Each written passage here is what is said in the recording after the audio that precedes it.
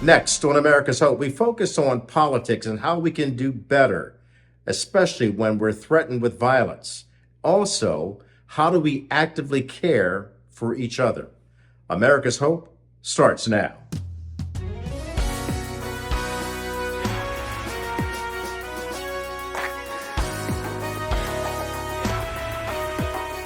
This is America's Hope from our global headquarters in New York City. Here's Kelly Wright. Hi, everybody. I'm Kelly Wright, and welcome to a brand new edition of America's Hope. Glad you could stop by and participate with us this evening. Listen, wherever you are, I do sincerely hope that you're safe and well, taking care of yourself and your family because you matter. You matter to America, you matter to your family, you matter to God, and you matter to America's hope. So, one of the things we want to talk about today is what's happening in our political landscape. Just a day before Thanksgiving, people were threatened with violence. And they were threatened with violent acts simply because they were nominated by President elect Donald Trump to serve on his cabinet or be appointed to serve in another capacity as an ambassador. And then Democrat senators in Connecticut being threatened as well just a day after Thanksgiving.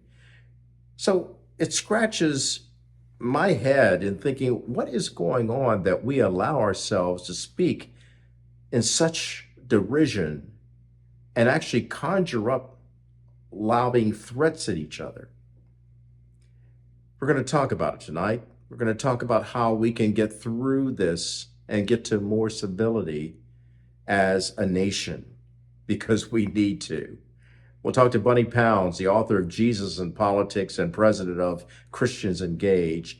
And we'll also hear from Bobby Kipper. He's a 30-year law enforcement veteran and the founder of the National Center for the Prevention of Community Violence. And he talks about how we actively care for each other. Let's get started. So welcome to America's Hope. I'm Kelly Wright. Glad you could join us this hour. And joining me also from Texas is Bunni Pounds. She is the president of Christians Engaged. She's also the author of a book called Jesus and Politics. And the reason why I wanted to have Bunni on is to share her insights into what's happening in our nation right now as we find ourselves going through a peaceful transition or transfer of power from the outgoing Biden administration to the incoming Trump administration. And Bunni, there's a lot going on with the cabinet selections and some of it being controversial among Republicans and Democrats. And then there's the Hunter Biden pardon from President Biden. Talk to me about the way people are viewing this from your vantage point as being someone involved in politics and also from a faith-based perspective. Well, I'm excited, Kelly, because I think Christians are starting to wake up that we can't just be involved in politics and government, every 2 years or every 4 years, but this has to be continual. Our tagline here at Christians Engaged is to strengthen the body of Christ, to pray, vote, and engage. That means ongoing. Like we should be voting in our local elections. We should be praying for our elected officials ongoing. But this is the issue. One thing we learned in the election is that God hears our prayers and he answers our prayers. For those who wanted more biblical based candidates that actually uphold pro-family, pro-life, and religious liberty issues, we saw great victories around the country. But those prayers don't stop. I mean, the Trump administration has great challenges they have to overcome. We want to see lawfare just gone. I mean, we don't need to use the Justice Department to, push a political agenda, right, on each side of the aisle.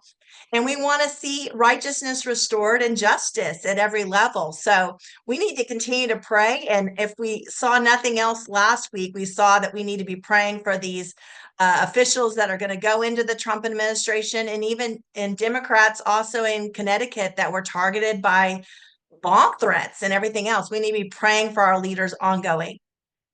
This is an issue that should matter to every American because no one should be threatened for serving the public or being nominated or appointed to serve America to help make America stronger and better. It hurts good people that want to serve. They want to be servant leaders. You know, again, on both sides of the aisle, there are people that believe strongly and believe strongly in our nation, and they want to serve. And to have these bomb threats and swatting happening, it just hurts them and their families, and discourages good people from getting involved. And so for Christians, what we're trying to do with the Christians Engaged is raise up a new generation of leaders that are not going to be cowards, that are going to be standing in boldness and courage, but also to pray and to treat people with respect and kindness. I love Brooks' book he wrote years ago called Love Your Enemies. You know, we have a responsibility in this country to show the world that we can get along. Now, again, there are bad policies and there are good policies. We need to be standing and advocating for what we believe helps families, helps children, helps future generations. We've got a lot of things that we're going to be debating as the Trump administration takes office. These are important debates for us to have. But again, we take on positions, not people. Are you concerned about some of the choices that the president-elect has made? And keep in mind, of course, the Senate has the right to advise and consent, and that's what they're supposed to do. And giving the president-elect the benefit of the doubt to try to give him the cabinet that he so desires. But do any red flags or caution flags come up with some of the choices that he's announced so far?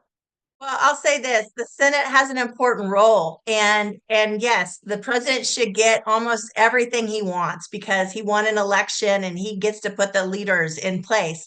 But the Senate, I think the founders put this in place that they have the right to consent to have a check and balance. You know, when we're dealing, you know, with leaders in a business, you have a board, you have different vice presidents that give the CEO updates and pushback, right? And that's a valuable position. And so the Senate has a very important role here to make sure that these candidates have the job experience, that have the expertise, and also the personal integrity to do the job. You know, I think we really need to look at some integritous issues that we see with some of these candidates. But again, that's the Senate's job to perform. It is the Senate's job to reform. I want to get back to some of those particular people that have been nominated because they were the ones I'm thinking of some particular nominees who had been threatened. And they're, they look like they're really good choices. I'm speaking of Lee Zeldin, who, if he gets through confirmation, will be the new head of the EPA.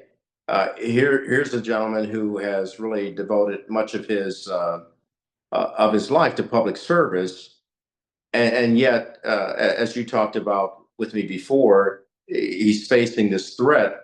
And thank goodness for law enforcement stepping up and actually being able to protect him and others. But people like that are people who really desire to do good things for America and really have the right to go through the confirmation process.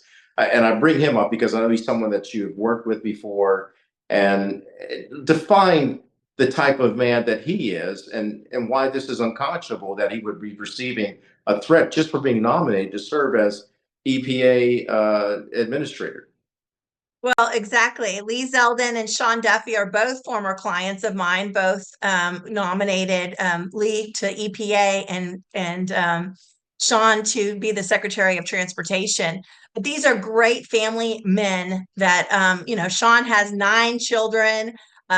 Most people know his wife, Rachel Campos Duffy from Fox News as well. They've both been on Fox News, and Lee, good Jewish family, has a Hispanic wife, 2 beautiful daughters, literally was part of our army, was an army veteran in the National Guard, even as he served in Congress. These people want to serve. They want to do what's right for the country.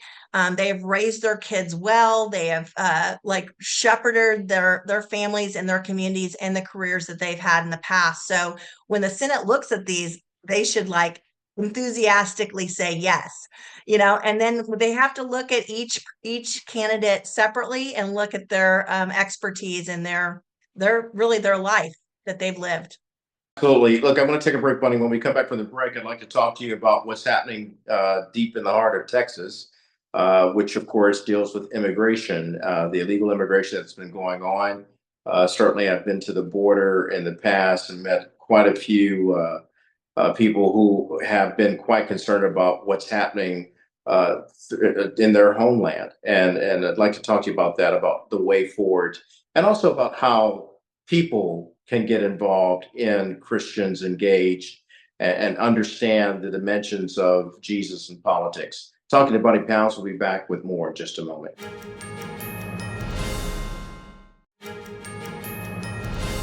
Welcome back to America's Hope. I'm talking to Bunny Pounds. She is the author of Jesus and Politics. She is also the president and founder of Christians Engage, a nonpartisan political group that is helping people understand why politics matters. Bunny, the other thing I would say is that to the American people, you're looking at them and pointing fingers at them saying, you matter. So that's not pointing fingers in a derogatory way. That's actually the way I see your organization, pointing people out and saying, you too can get involved in this landscape called politics and really help serve the government and not retreat from it. Why is that so important that Christians Engage, understand service, loving God, loving people, and serving government leaders as well as serving their fellow neighbor? Kelly, the founders set it up that we, the people, are actually the bosses in this country. And we have a responsibility to elect our leaders, to elect our representatives. I mean, what an incredible privilege that they gave us. But then also to hold them accountable. The work doesn't stop after the election, it's ongoing.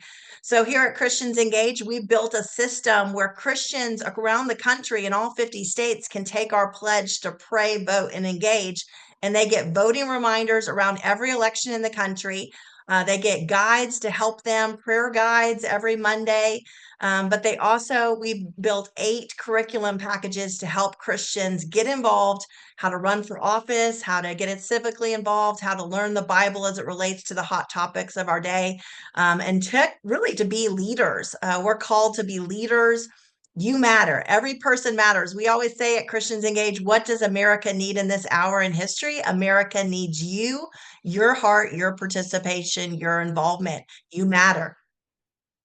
So on that note, if I hear you correctly, you talked about leadership, that we're the bosses. That's, to me, that sounds like Americans need to learn the value of servant leadership. It's okay to sit back and point fingers at people and say, well, the government's not running right. They're not doing this right. It's politics, not politricks, and they're playing tricks on each other. For someone to do that and still identify themselves as being a Christian, that's not really the right way to help your government, is it? Exactly. What I teach in my book, Jesus and Politics, which is a fun narrative of my 20 years in politics working for members of Congress, but also I mix a whole bunch of teaching that we have in the ministry about how to get involved, how to get involved in political parties, how to advocate, how to be a Christ follower and get involved in this quote mudslinging profession or advocacy. It is difficult. How do we overcome offenses, bitterness, and unforgiveness, and anger and fear and pride and all these things that we have to deal with in politics? We can do it as believers. We're so afraid sometimes, Kelly, of getting a little bit of dirt, a little bit of mud, and a little bit of dust on us. But that's what the power of the Word of God is to rinse us off, to clean us off. I always imagined when I was in politics, running campaigns, I would get under a shower and let God rinse me off. But he is so faithful to do that. And we can't be afraid of getting in the battle and getting in the fight because we want to stay pure. He keeps us pure. So you mentioned a couple of things in there that I'd like to get into. When you're teaching people involved in Christians engaged, they may not be a member of your organization, but you're teaching them, from what I understand, based on biblical principles. How do you apply that to the life of people serving politicians, serving their local communities, their state communities, and their federal communities through people, agents of change who may be called congressman or council member or administrator or just mom and dad out there helping volunteer? Well, politics is about making hard choices. You know, we think sometimes, we even saw this in the exit polling of the last election. Some Christians didn't vote, they still were apathetic because they wanted a candidate that was completely pure, right, at every level. You know, politics is about making hard choices. You have to go, okay, this bill's got a little bit of this in it. Can I live with that? Can I rest my head at the end of the day and think, I can live with that and vote for it? Can I vote for this person based on, some of this I don't like, right? Whatever. But what I've seen when Christians start getting involved and we have people that are attempting to live their life. I'm saying we're not perfect, but we're attempting to live our life before God in the place of prayer, in the word of God, asking him for wisdom and discernment. What you're going to see is people that want to love their neighbors and love their neighbors well. And I think they make great government officials. And I think we need more Christians. We saw the youngest woman ever elected in Arkansas state history, one of our young 27-year-old Alyssa Brown Christians Engaged members, that literally said yes to God to run as a state representative against a guy who had been in county government for 3 decades. And she beat him in the primary and is now the youngest woman ever elected in Arkansas state history. She's going to be a great representative, even at her young age. Let me ask you then. I want to pivot a little bit because politics matters even when it comes to the immigration issue. You're there in Texas. We see the problems that have been coming in through the southern border. We know that President-elect Trump has already threatened to impose tariffs on Mexico as well as Canada if they don't do something about stopping the flow of illegal drugs coming into our country. And certainly people that I've spoken to along the border, they're concerned about that. They're also concerned, Bunny, about human trafficking and about people coming in with perhaps nefarious purposes, and that is to undermine these United States because they come in with perhaps a gang mentality or even terrorist mentality. What are your concerns about the border, and how do you help people and advise them on what needs to be taking place along the border in a humane way if it comes to deportation, as the president-elect is stating that he will do?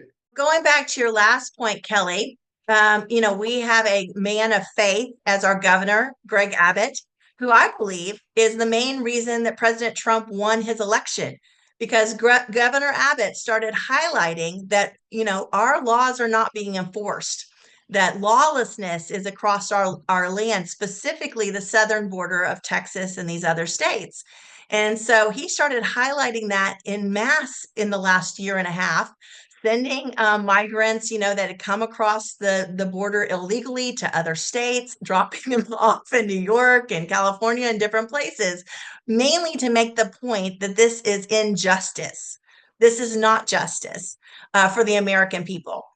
And so, yes, when President Trump starts shutting down the border, when he starts enforcing the law again, it's going to make some people uncomfortable. You're going to, feel it from the media, from academia, from even churches that are going to be calling for justice, but it's not real justice. Justice is keeping the law. So, what you're going to see is when the laws are enforced, people will stop coming because there will not be an economic magnet any longer. And so we'll see the caravans stop. And I think that's what the American people at the end of the day want. They want They understand that borders are around nations for a reason. We understand that we have laws on the books for a reason, and we want those enforced. And we just need to like buckle up and get ready for a ride, but know that we are compassionate for the people. We want them to take care of their families. We want them to survive. We want them to be well, but we also want, you know, our laws to be enforced.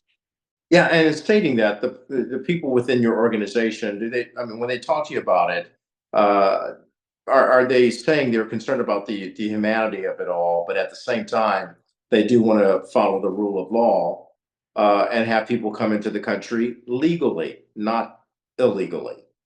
Yeah, the Bible has a ton to say about how we take care of the foreigners within our land. The Israelites saw that, you know, with people coming into their land that were not their own. But I think where we have the disagreement, Kelly, is it the government's responsibility to do that, or is it the church and the body of Christ's responsibility to take care of those people? We give them the gospel, we give them care, but it's not the government's responsibility to give them free everything, free hospital, free education. And that's where the American people, I think they go, I don't know if this is really just. Yeah. You were mentioning Governor Abbott. I had the pleasure of talking to him very many months ago, along with other governors, Southern governors who had joined him, including Arkansas Governor Sarah Huckabee Sanders. And to his point, he was stating, as you just stated, you have to follow the law. He's concerned about the people coming across the border, and he likened it to an invasion of people that have come across the border undocumented, unfollowed, and yet it's widely known that some of the people coming across the border, as I discussed earlier, are clearly people with known ties to terrorist groups, and who knows what they're up to, except to no good, according to the descriptions being made by law enforcement along the border, as well as the governor, and as well as some of the ranchers and other people who are living there as American citizens saying, do something. Did the Biden administration let America down? And of course, we know that some of the rate of people coming across has gone down as a result of him taking some action. But did they let America down during the first few initial years of the Biden administration in repealing some of Trump's impositions to make sure that the border was protected? 100%. It's affected all of our cities living here in Texas. I can tell you, police officers, it's very hard to recruit law enforcement officers to go to work. The city of Plano in Collin County, Texas, close to where I live, has had to put billboards on, you know, on the highways, asking police officers to come to work for $100,000 because they're having a trouble recruiting them. Our border security folks, I mean, it's our National Guard here in Texas has continued to be called up to do the job that the federal government was supposed to do. So, yeah, we definitely saw the Biden administration get more engaged on the border as they were running for reelection or running for Kamala Harris running for election. But it can't be a political football. This has got to be something where the laws are enforced continually. And I hope that the Trump administration does that. I go back to something real quickly. You talked about Christians being engaged and churches being engaged along the border, and you discussed the fact that some churches will be against what the Trump administration may consider doing, and that, of course, has been mass deportation, which they are discussing. But churches that I've met along the border, they were already actively engaged in trying to salvage the lives of children as young as 2 years old, Bunny, who were being trafficked across the border into America. So there is a problem with human trafficking. There is a problem with fentanyl. And so the people that you're engaged with politically, are they seeing this now through Christians Engaged and other organizations and other churches that are proactively engaged on trying to stop the flow of drugs as well as the flow of human beings as young as 2 years old. Yeah, the people that are profiting from this is the cartels. The cartels are profiting. They are making money not just on drugs, but man, you can sell a human being over and over and over again, what, 15, 16 times a day. I mean, it's inhumane. It is horrific. And if Christians want to stand up against the cartels, this is how we do it, is we shut the border down and stop their profitability. We saw, Latinos and Hispanics along the border of South Texas vote overwhelmingly Republican. We're seeing that across the country, but specifically, we won counties. Republicans won counties that they had never won before in South Texas in mass because of this issue. So I think if we want to stand for humanity and we want to stand for families and children, we stand for righteousness and the law. Bunny, I love talking to you. Love this conversation. We could go on forever, but I am running out of time. I've got to ask you, with all that you've been doing and plan on doing, I understand that you're working on a new book. Is that correct? I am working on a new book on the leadership of Nehemiah. And we here at Christians Engage are going to be engaging all throughout 2025 on raising up a new bench of leaders to see Christians run for office, put their names on the ballot, get involved in their communities. It's exciting, but we want to see every Christian in this country get engaged. Final question is, why does that matter? And what is your hope for America to see more Christians get engaged in politics? We have a responsibility to take Jesus into every place that we go. And so often we have relegated our Christian life to our four walls of our church. And it's time for the church to get out of the building. We say that a lot, but do we really do it? And I want to call every Christian and every believer, take your faith, take what God has given you in prayer and in the word, and take it into your culture to make a difference. This is how we love our neighbors well and really impact our communities. Bunny, I don't think I've ever told you this publicly, but you are certainly one bold, courageous lady. Well, thank you so much, Kelly. I have mutual respect for you as well. Thank you, my friend. Bunny Pounds. She's the author of Jesus in Politics. Make sure you check out her new book that's coming out soon. It's about Nehemiah. What a story that is, that we don't have time to get into, but we'll do a follow up. And of course, she's president and founder of Christians Engage. Thank you for being engaged with me and all of us here at America's Hope, Bunny Pounds. Thank you. God bless you.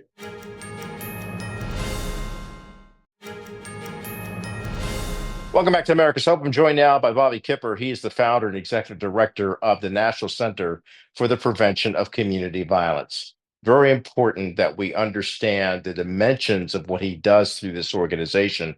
But he's also a 30-year law enforcement veteran. So I want to get his take on what the threats against the appointees and nominees for President-elect Donald Trump's cabinet.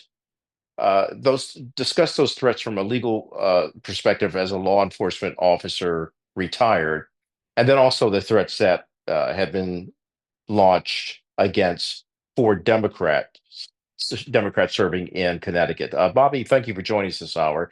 I'll get the question out to you, but I wanted to ask you your initial reaction to that, because while everybody's focusing on Hunter Biden and moving forward and Cash Patel and all of those things going on, the fact of the matter remains these families who have undergone the threat still have to deal with that, do they not? Absolutely. I mean, the sad thing about that is that everyone who's threatened has an impact of family members that follow them. So you're not really just making a threat against one person, you're making a threat against the entire household. And that's very, very critical to understand. The other thing we need to understand, Kelly, is that I know there was some political, bantering back and forth about why these threats were made, and that turns into a hate crime under federal code, which will be helpful for law enforcement when they're moving to not only investigate it, but hopefully at some point indict the right people for doing it. We're talking about people going about their daily lives and receiving an invitation from the incoming president of the United States to serve this country. Of course, to serve President-elect Donald Trump, but no one should be under any type of threat. What's happened to our country that we've resulted to these kinds of threats that could lead to violence. Thank God it did not. Law enforcement was there. But what's going on here? Well, Kelly, I think the whole rhetoric of the campaign on just about all sides at some point became very vicious. And what we have to understand is that each individual that runs for any public office, when they incite people by the language or by the accusations or the name calling that went on this entire time, there are people in our society that look for opportunities to join these causes. And these causes many times are not peaceful causes.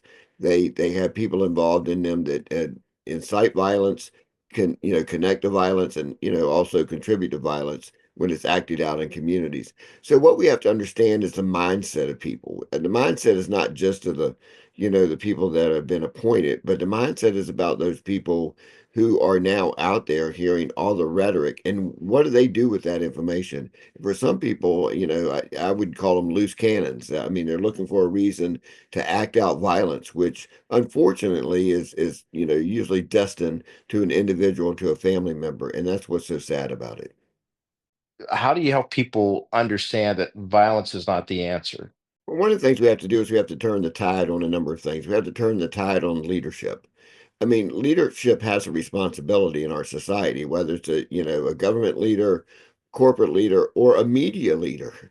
I mean, we've all got to take consideration that a lot of this has been bannered back and forth, not only at the individual level, but the organizational level, the platform level, and the corporate level.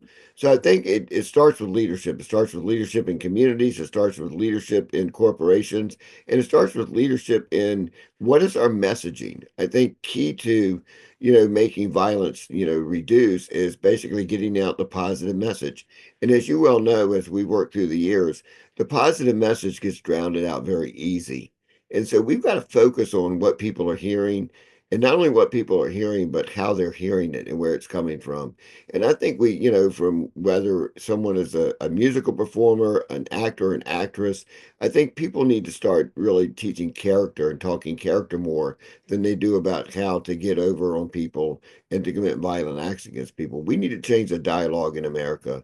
We have a character problem, and that's only going to be stopped if we get to the right people in leadership to really have them aspire to have good character. You say that you say good character, and what comes to mind is, have we seen a display of good character in our political space of late? I mean, we saw, like you said, people going after each other and attacking each other verbally, and even talking about political violence leading to or political violent talk leading to violence, as we saw in the attempted assassination of President-elect Donald Trump when he was running his campaign there in Butler, Pennsylvania. That's exactly right. And not only that, but after that occurred, I mean, just the banner that went back and forth about, people even posting online and social media that they're sorry that, that the assassination did not work out. I Mm. mean, when you think about people making comments like that, one thing you have to understand is that how that impacts so many people. Whether you do what you do and have a platform, a media platform, which is really huge in our society. I mean, it does connect with a lot of folks. And so there's a responsibility we have. I mean, we all have a responsibility to build a civil society. And when we start to look at that, we'll start to look at how deeply that goes. But it's not going to occur until we accept it as our own responsibility. And every citizen, every United States citizen has a responsibility to do what's right, to uphold the law as it speaks. And when they don't, then we need to figure out how we need to stop them from doing that. Yeah, I say the reason why I wanted to bring you in is because we bring all of this to bear. We talk about it in the news, and we discuss the threats against prominent people who have been selected for prominent positions within our government and thereby around the world, whether it's being an ambassador or a cabinet member. These are prominent positions. But the reason why I wanted to bring you in, Bobby, is because that notwithstanding, you can only report it for so long and it's kind of surface. You dig deeper. You've had to do it as a law enforcement officer, and you continue to do it now as a member of society trying to help society prevent acts of violence. So if it begins with a threat and you just report it and say, oh, people are saying that's a bad thing. Why would they threaten them? What's going on with this world? You dig deeper in the fact that you get actively engaged in trying to say, okay, well, look, there's a threat here. Local law enforcement's involved, FBI is involved, but you're trying to get society involved through the National Center for Prevention of Community Violence. Why does that matter? Well, it matters because all of the research that's been done on violence in America really talks about indicators. I mean, there are early indicators that people who commit violence. And so we really know that there are basically two ways that people act out. They either act out verbally or they act out physically. And so what I've learned through even investigating homicides and through my years in law enforcement is that there people knew that people were going to act out. They were going to commit these violent acts, and they normally told somebody. And so if that's the case, then if we do better job of education, better job of building communities with character, then maybe we can hold off some of the violent acts that occur. I believe these are individual decisions of the heart, as you know. And I think that Hmm. in order to get to that, we've got to start in our school systems, even in kindergarten all the way through, to high school, into universities, and start teaching people what it's really like to build a civil society. Kelly, I would just be arguing with everybody to say that people that were born within the last century or so really does not, they don't really know what a civil society looks like. And so we need to build that from the ground floor up. And we think we can. And I mean, if you look at the history of mass shooters, including school shooters, there was more studies, the FBI, the National Secret Service, Threat Assessment Center, they all did studies that showed clear indications. In Columbine alone, it took them 12 months to basically put that massacre on, and people knew about it. They were making videos about this massacre. So someone knows, someone understands, but what do we do with that information? And there's only two reasons why we don't act on it. Either someone's scared or they don't understand it when they see it. But it's out there. The outcomes are known before it occurs. I'm talking to Bobby Kipper. He is the founder and president of the National Center for the Prevention of Community Violence. When we return, you just finished hearing Bobby talk about a civil society. We're going to talk about that, what a civil society looks like, and how you actually inspire that civil society to actively care for its citizens. Back with more in just a moment.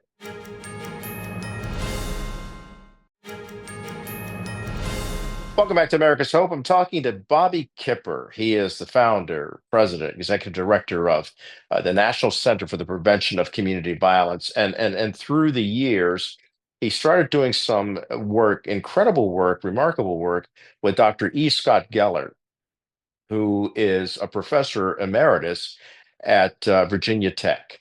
And there, Dr. Geller, who had been doing some corporate programs, helping people to actually stop having accidents and helping them care for each other to prevent accidents, he stumbled into what if we apply this to humankind, human behavior, and so thereby developed the science of kindness. Bobby, talk to me about the science of kindness and how it can impact our society by teaching people to actively care for each other.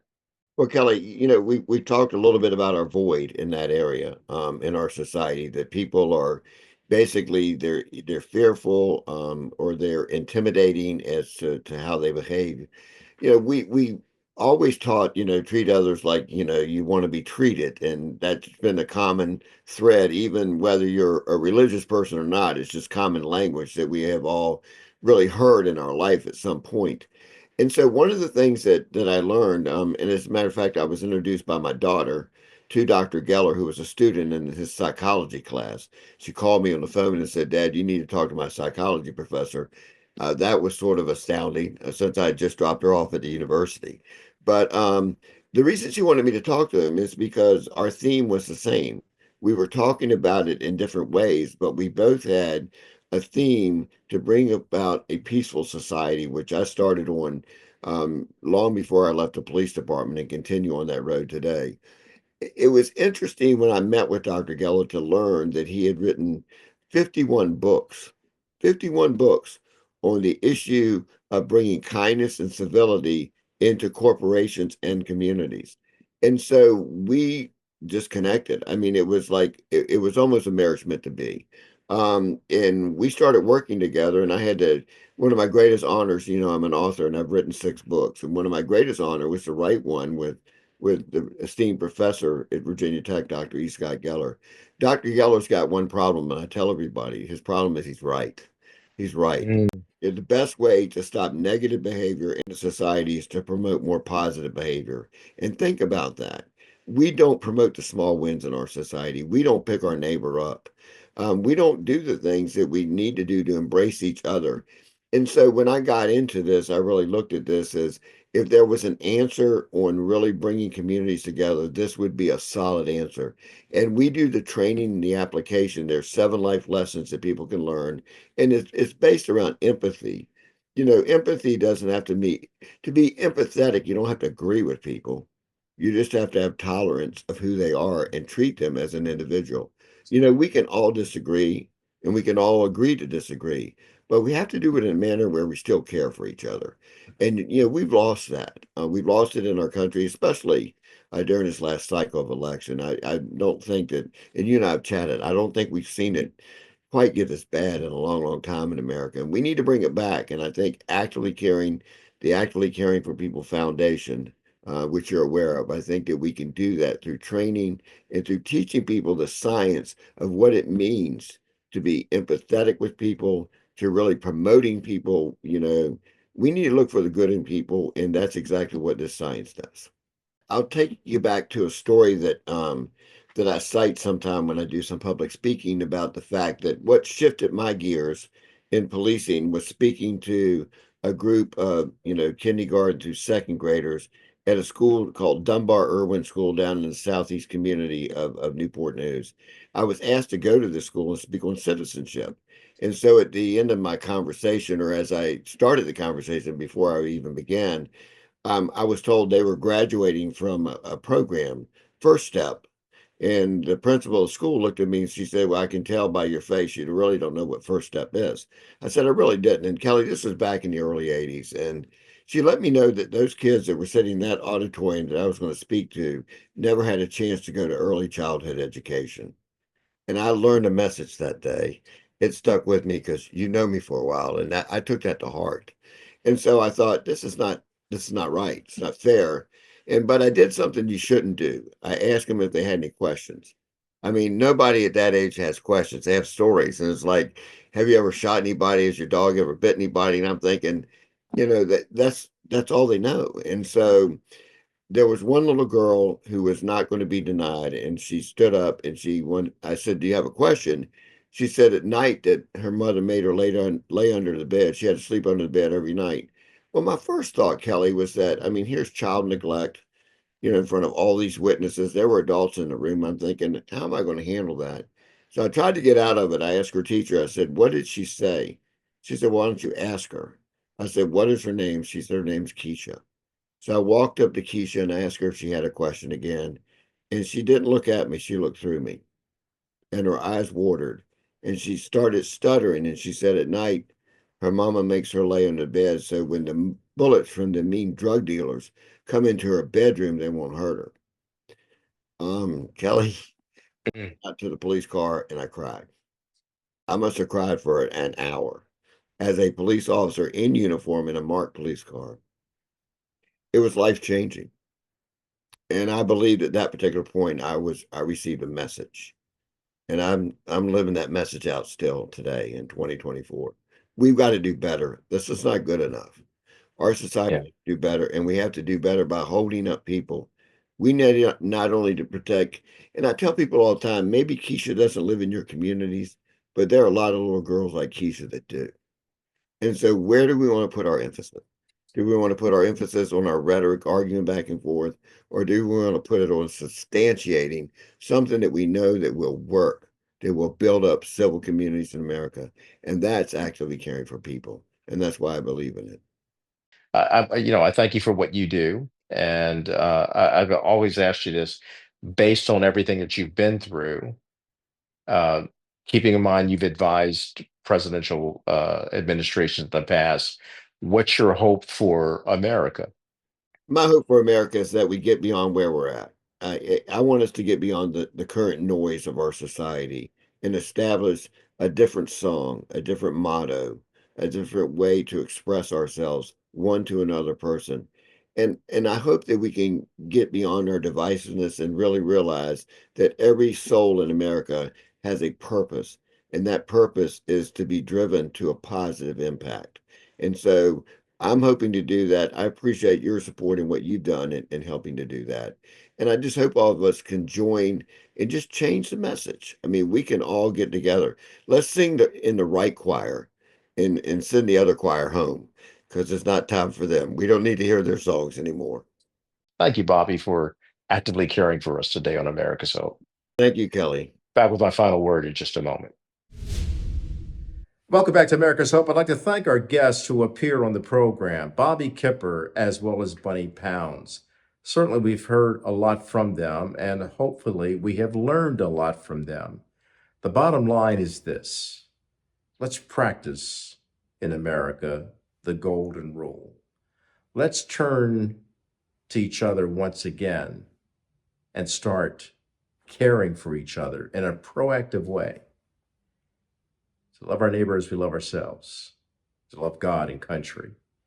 Oh, and by the way, to follow the golden rule. Do unto others as you would have them do unto you. And let hope continue to stay alive. Until next time, God bless.